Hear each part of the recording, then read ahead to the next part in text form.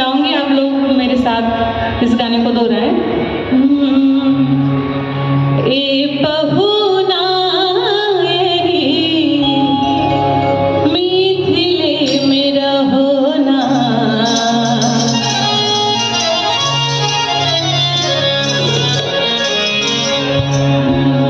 ए पहुना मिथिले में रहोना। अरे जौने सुखवा ससुरारी में, अरे जौने सुखवा ससुरारी में, तौन सुखवा काहुना।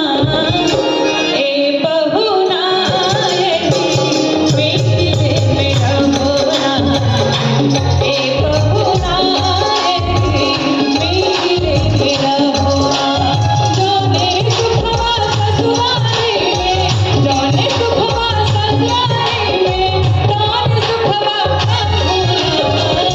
ए पहुना मिथिले में रहोना, ए पहुना मिथिले में रहोना।